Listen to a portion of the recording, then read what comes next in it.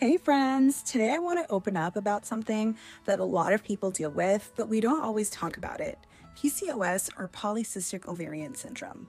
For the longest time, I was so confused about what was going on with my body. My periods were super irregular. Sometimes months would pass before I had one. Sometimes they'd come early, sometimes not at all. And for years, I thought, okay, maybe this is just how my body works. But down, it felt really frustrating and honestly a little scary, not knowing why. When I finally learned it was PCOS, it was like a light bulb moment. Suddenly, all of these little things that never really made sense, like my skin or breaking out or how I'd feel drained for no reason, actually had an explanation. So here's the deal. PCOS is really about hormones being out of balance. Two of the biggest ones are insulin and testosterone. With insulin, your body might not use it the way it's supposed to, and that can make weight gain and weight changes feel even harder to manage.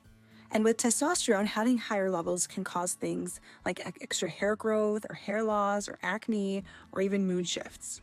When you put all of that together, it explains why PCOS affects not just your cycle, but also your skin, your energy, and honestly, your confidence sometimes. I want to pause here to say something important. Having PCOS doesn't automatically mean you can't have kids. That's a really common fear. I know I had it, but the truth is, a lot of people with PCOS do go on to have children. Sometimes it takes a little extra support from doctors or fertility treatments, but PCOS is not the end of the story. For me, realizing that was huge because it gave me hope and took away so much anxiety.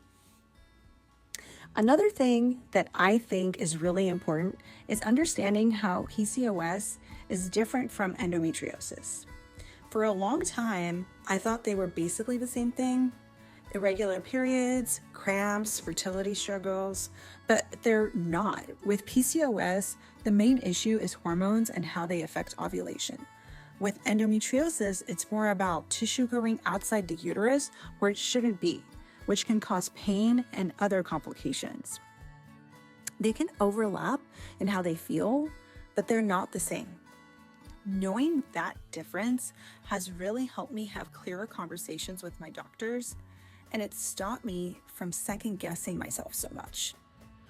And here's the thing, when you don't know what's going on, it's easy to feel like you're the only one or your body is letting you down.